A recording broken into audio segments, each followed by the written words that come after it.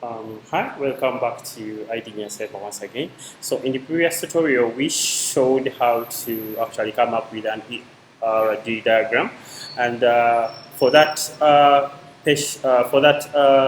ERD diagram we showed for Victoria University, we tried to create SQL commands to actually create those entity tables into the database. So this is the code that we actually use. Let's say, for instance, we had patient data. So we had patient ID, and I said this is an integer, and that is the data type. And then we have a primary key and as a constraint. So a constraint will restrict entry of patient data. And you can also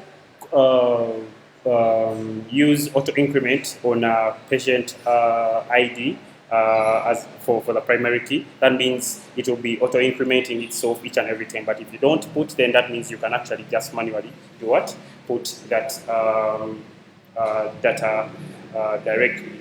Yeah. Otherwise, a primary key means that it cannot be duplicated. Okay, it cannot be duplicated. And what you see as var char 50, these are the characters that this is the number of character length that we expect under first name. And what you see as not null constraint, this is a constraint that actually is telling us that we should not actually exceed. Sorry, it means that this entry cannot be null or it cannot be empty. Okay, so to pass it, you should put a value for that.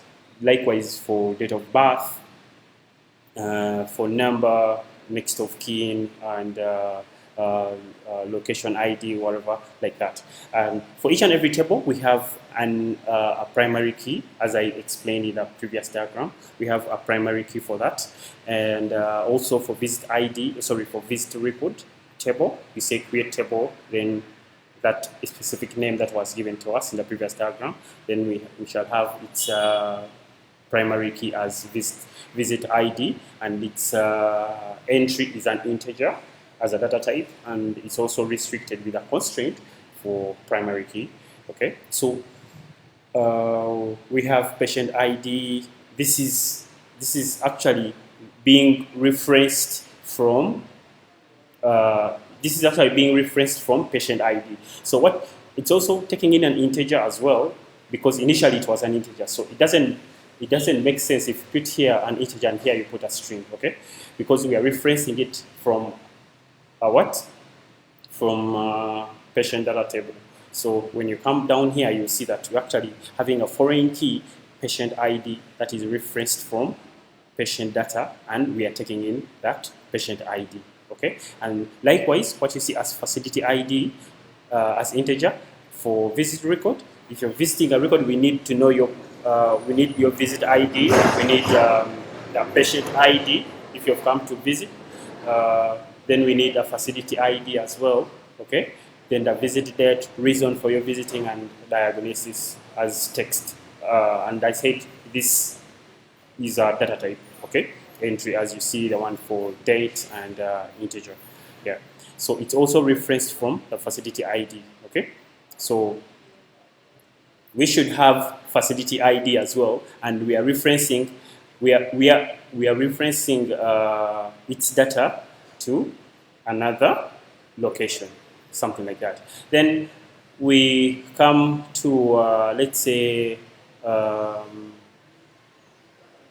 we have supply chain. It's also having supply ID as a primary key, and it's also having date as a data type for shipment date, and also having status as an entry of 50 characters, just like that.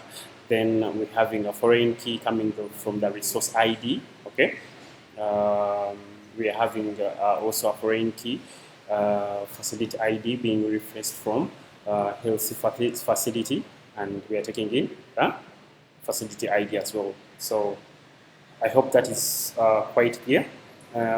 What else is kind of specific that I can actually explain? So all these are tables.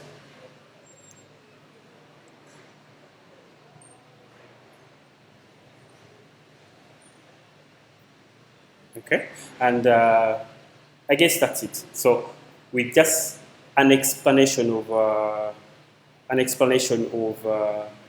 one single entry or one single creation of a table, it's likewise the same that we shall do for the rest of the tables. Okay, something like that.